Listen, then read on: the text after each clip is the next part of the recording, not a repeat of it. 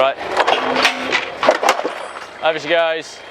Welcome back. For our Christmas episode, we thought we would do a bit of a look back over the last year as to where we started from and where we ended up. It's been a heck of a year. A lot's happened on the boat, obviously, and we want to share that with you and just reminisce a little bit. At the start of the year, we stripped down our 855, the original engine that we put into Brupeg many years ago. There was a lot of wear on the inside of this engine that we didn't know about, and this strip down helped us determine if it was worth spending any more money and time on this engine. In the end, it wasn't, so we got a second engine and rebuilt that. 3, 2, 1. Okay, on the edge. Okay. Are you good? Roll over that way more. Yeah. 3, 2, 1. That's pretty heavy. That's the heaviest crank I've ever lifted by hand. With this engine now stripped down, we were able to determine which parts were worth keeping and which weren't. There was a bunch of stuff that we took off it that we ended up taking down to Carl as a trade-in for the new engine. Our editing studio had the insulation fitted. Damien and Margot got almost every surface covered. What a difference to the temperature and noise when we're trying to edit. Thanks, guys. We built a stainless air compressor that was terrible, and we swapped it with a nice LPG cylinder. The compressor was stripped down to its component parts, and Dame built a new mount. This was our first opportunity to learn how to do nice stainless TIG welding on pipework, and then fit it into the new air compressor. And there was a lot of TIG practice. It looks great. Duncan got our donated North Star radar and nav system fired up. We were able to do a storm test when we can see a front coming across on radar. Once the weather cleared, we learned how to hydro test our pressure vessels. The pressure's gone up ever so slightly, sitting at about maybe 360, 370, something like that. With this new skill, we were able to find out exactly how strong the stainless tank we built for the compressor was. With the new year came new parts. This is the new gearbox for Brupeg that's replacing our smaller gearbox that we had to take out. This was funded through our GoFundMe drivetrain replacement.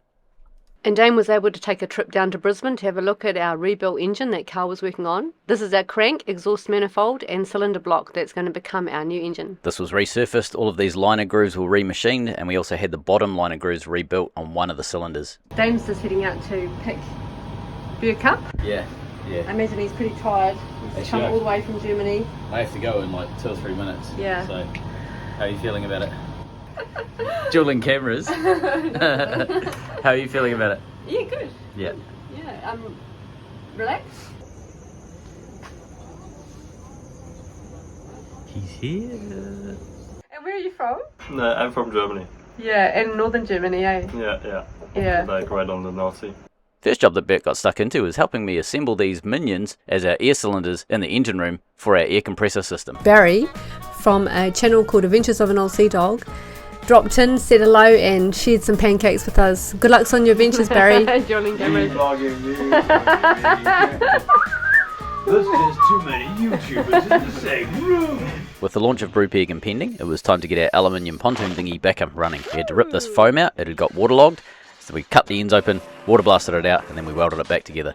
With the dinghy done, we needed to get the insulation into the rear wall of Brupeg's wheelhouse. The reason we were doing this is because we wanted to get the air conditioner up and running because it was so damn hot in Australia. So we used spray foam around some of the parts we couldn't get polystyrene into, and polystyrene everywhere else. It was at that point we got to meet Jason. Because I stumbled across the videos, I was at home with a broken collarbone, separated shoulder and 8 broken ribs. So it was like, okay, what am I going to do? It's like, I can't take myself to the toilet, I'm going to watch YouTube.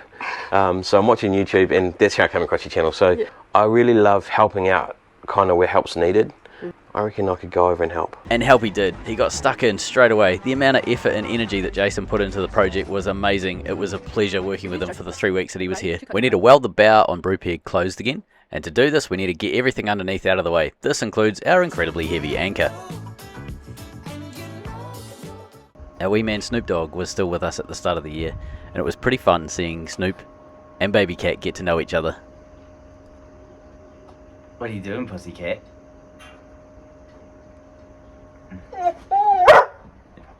What's going on, buddy? Oh, is she teasing you, baby? I know, I saw it. It's been very unreasonable. Yeah, I know you want to be up. No, with your velociraptor face. You get the wall of shoes. With the underside of the boat clear, we're able to now start working on the very bow of the boat. This is the area of bow that we rebuilt where we found rust behind the panel. We put a new panel in place.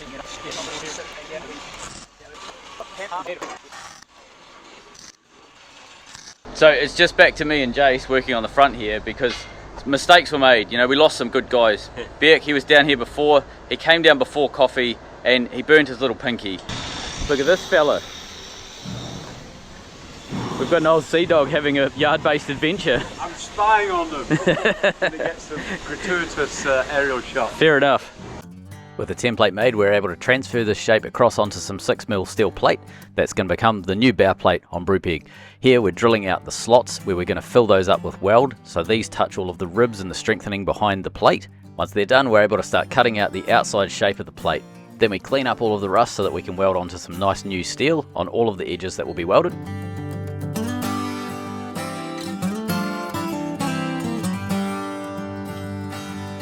With the plate complete, the guys just needed to lift it up onto the boat and start taking it into place.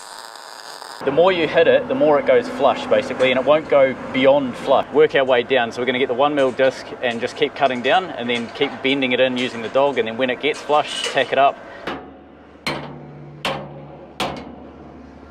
I'll do that bit. Yeah. I'll just work my way down. Hey, work.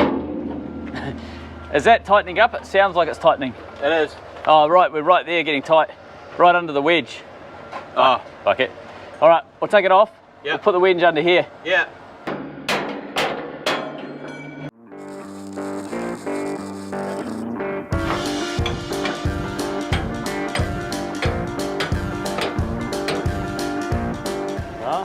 That's spot on, mate.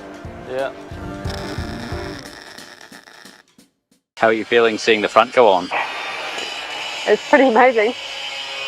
It's a sizable job, isn't it?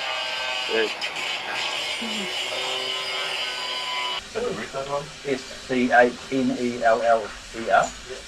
Schneller. Yep, pretty much. Nailed it. Schneller? Oh no, nailed it. Schneller. Oh, careful there, Schneller's hanging out. Yeah. Sounds the opposite. If I go to the toilet and Schneller comes out, what does that mean? Oh Jesus, I'll give that a minute. Jason's like a real Schneller in there.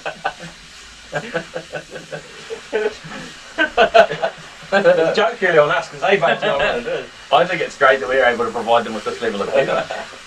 Apparently. Oh, she was laughing and then a little bit of Schneller came out. Yeah.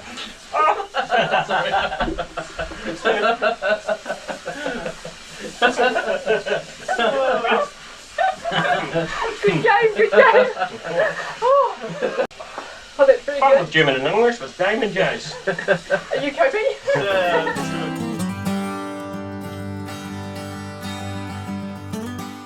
Time for engine room floorboards. Our original timber floorboards weren't going to cut it, so Beck's drilling the centres out. I then cut the inside out with a skill saw. Jace is cleaning up the aluminium tread plate that we're going to be using, and this will get screwed to the timber floorboards to mount into our brackets.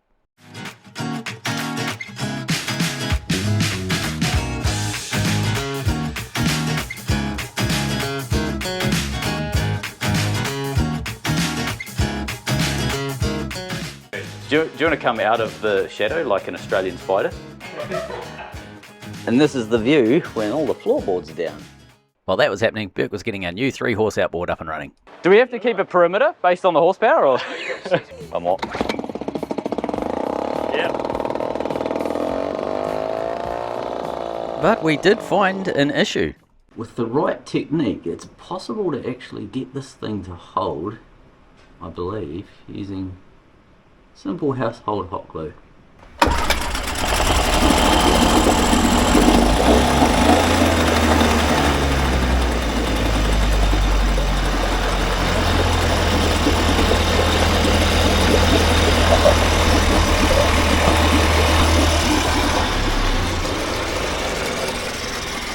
It runs fucking perfectly.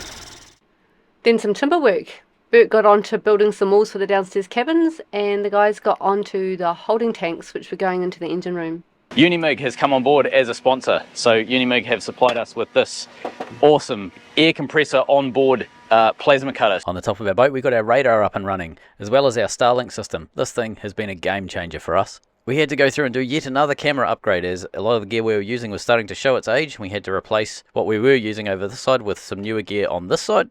It was a year with a lot of wiring. The boat got cable trays everywhere. Dee and his partner Rebecca fitted cable trays and did a lot of cabling runs throughout the entire boat to wire up the system safely. A sad part of the year. Thank you everyone for all your lovely words and your support when we had to let little Snoop go. We knew he was unwell when we got him, and we're glad we rescued him and we had that amazing time with him. We miss you, my darling. Whilst we were still working on the boat in Bundaberg, the engine was being rebuilt by Carl back in Brisbane at his workshop. He was checking, measuring and assembling everything ready for the dyno testing. While that was happening, Burke and I were pushing hard to get the engine room ready to accept the new engine. That meant getting our new holding tanks fitted so that we could get the tops of them level. The only way we knew how to do that was fill them up with water so that we could figure out firstly how much they actually hold and also where the exact level would be across the top. It's not all work and no play. We managed to get the laser down to the local beach and we went for a bit of a sail, something that both of us I think really needed.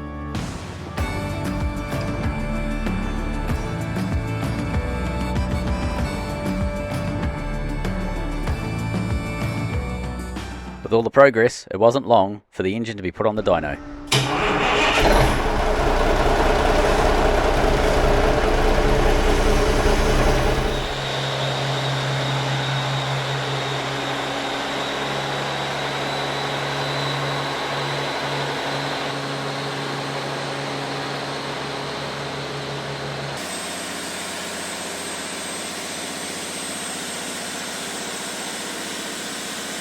Hi, I'm Carl. I do commercial Cummins engine rebuilds. Yeah, this is a Chinese 400 horsepower SDC engine that we've changed to fixed time. So we've changed the injectors, the cam, and on top of that, the whole engine's been reconditioned. Carl was just saying there's actually not much left of the original engine from what was delivered to Carl to what we've got in front of us. So with a good engine ready to go into Brupeg, thank you to our amazing crowdfunding folk. It's now time to get the holding tanks glass painted and finished and into the engine room permanently. The sight glasses came out really nice.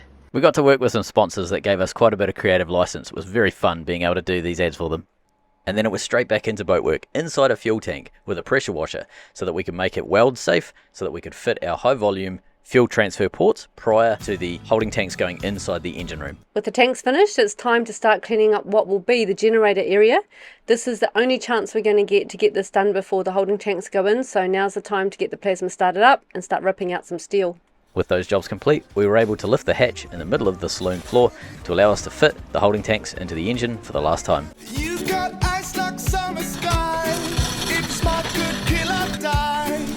And now it starts to rain, so let's enjoy it. I can't believe that this is real. And the way you make me feel,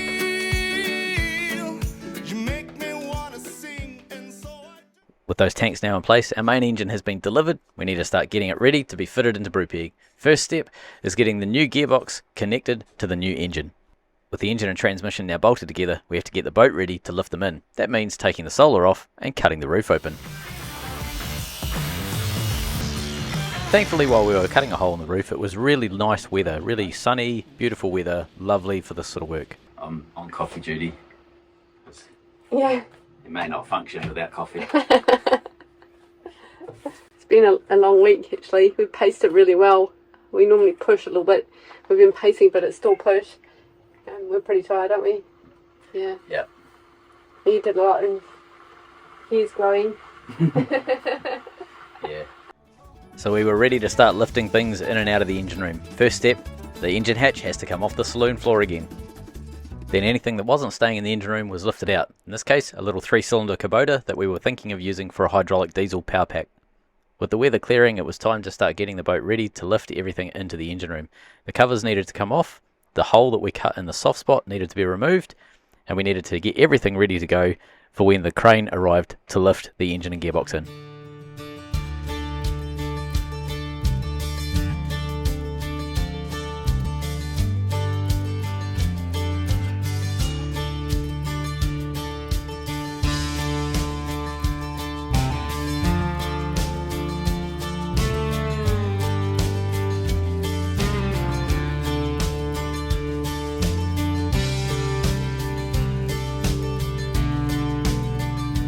With everything lifted into the engine bay, it's time to seal the roof back up. So this is a soft point in Brupeg's roof and allows us to cut this open whenever we want to pull the motor in and out. It's not something that you do very often, but it's an easy thing to remove and it's completely watertight, being fully welded. Sticking with welding, it's time to get the foredeck on Brupeg sorted. A while back we cut the hatch off so that we could fit our larger anchor chain bucket in. Now it was time to weld everything back together and fit the hatch back to the deck.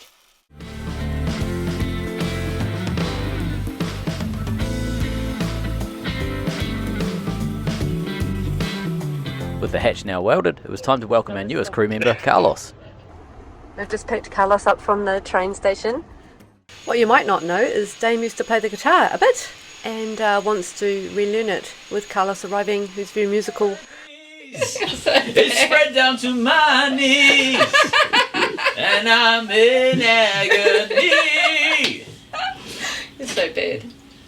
Awesome. Carlos wasted no time. Straight away he was into it. In the foredeck of Brupeg, he was chipping away with our hammer drill, getting any loose and flaking bits of paint off, cleaning everything up, scraping it, wiping it out, and then cleaning it out with a water blaster. Wear a mask. Clean the mask.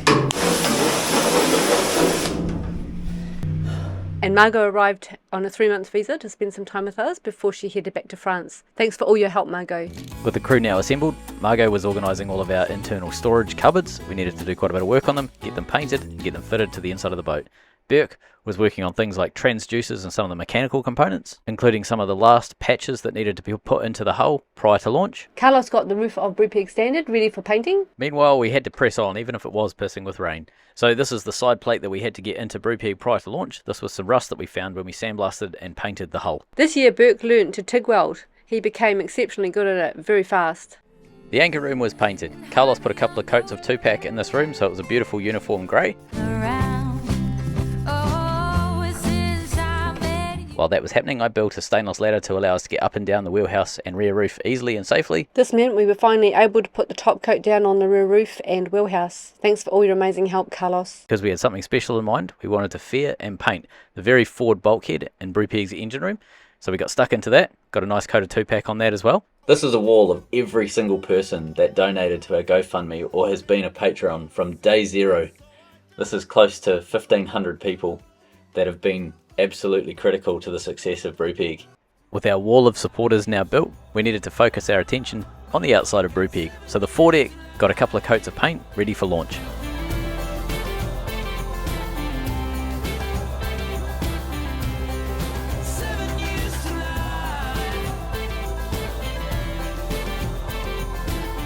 This paint has been magic. It's held up really well to rubbish, mud, UV, stuff being dragged over it. It's turned out to be really, really good. With the painting on the front now done, we turned our attention to the stabilisers. These wings needed to be assembled so they could be hoisted back up for when we launch, but also deployed for when we go to our sea trials. Okay.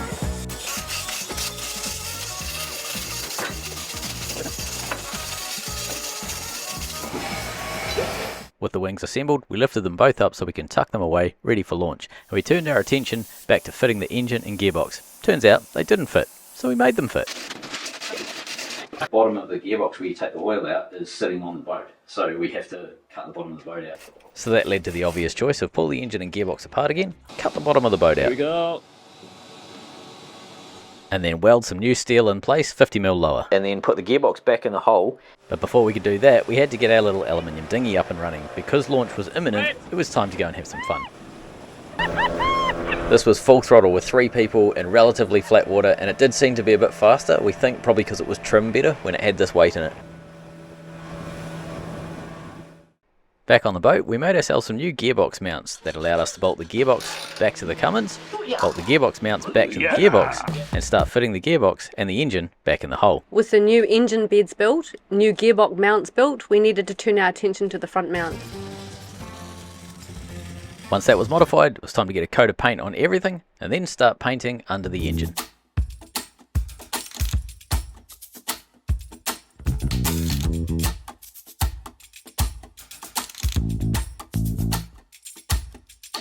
With everything painted, it was time to start aligning the main engine and gearbox to the propeller shaft. With the alignment done, it was on to modifying our 6-inch stainless exhaust to meet the new turbo. While Burke and I were doing that, Duncan was working on electrics for Brunet, our engine monitoring system, which brought us to the infamous Chockfast 1.0 incident, in which it didn't quite go to plan. So we learnt the lessons and we had another go, which turned out significantly different. It was then that our solar panels arrived from our sponsor, BougeRV. It was time to get them on the roof. So these lovely new solar panels were fitted to the roof of Brupeg, and with the panels fitted, this was our last major job before launch.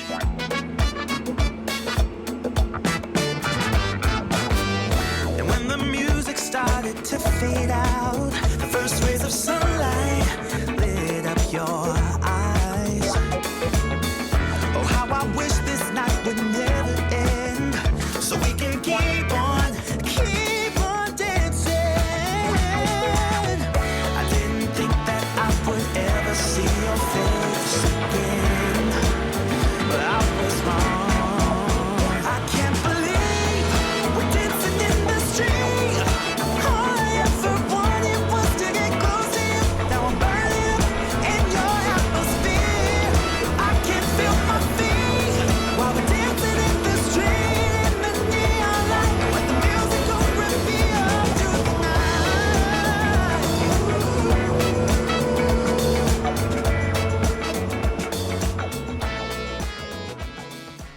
The moment that we've been working for 10 years was about to happen. Brupeg was finally about to get wet.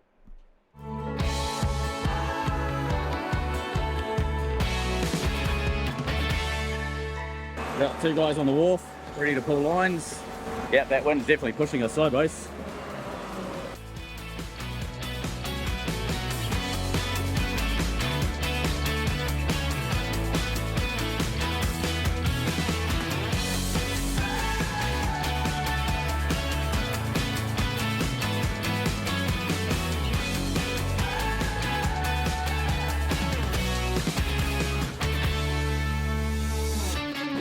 There we go, going sideways. With Brupeg now in the water, we had a lot of work to do in order to get ready for our first sea trial, but we were in the water. That was the hard part done. After a week or two, we were able to do our first engine startup, and there was a wee bit of smoke to clear from the system, but once we cleared, it ran beautifully. With our engine now firmly bolted down with Chockfast, we were able to do our first pull test to make sure everything worked under load, because that allowed us to do our first sea trial.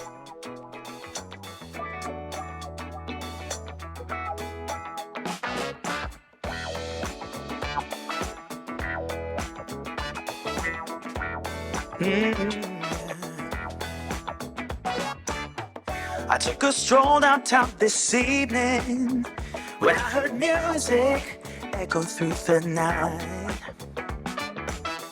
The same old songs that I heard the night before, so I started running so I wouldn't be too late.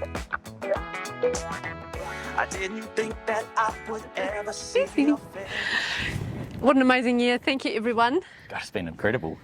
It's been hard. Hard, but Yeah. really good. It's been incredible to be able to share the whole lot with you as well. It's just been a hell of a journey. It really has. Yeah. And an amazing year, and thanks, just everyone incredible. Everyone was incredible. And Duncan, back and forth, back and forth. I've literally lost count of how many times Duncan has driven up the coast to work on the boat for a week, 10 days at a time, whatever it is, you know. Like, because we're used to each other and the level of commitment, Yeah. whatever it takes for Yeah. this project, this marriage, this life, you know. Yeah. And then we meet these amazing people, Duncan and Burke, who are just like, yeah, like that. Yeah, yeah. Like it's incredible to be around and incredibly inspiring. And thank you everyone who has supported this project all these years, patrons and everyone who's watched those ads.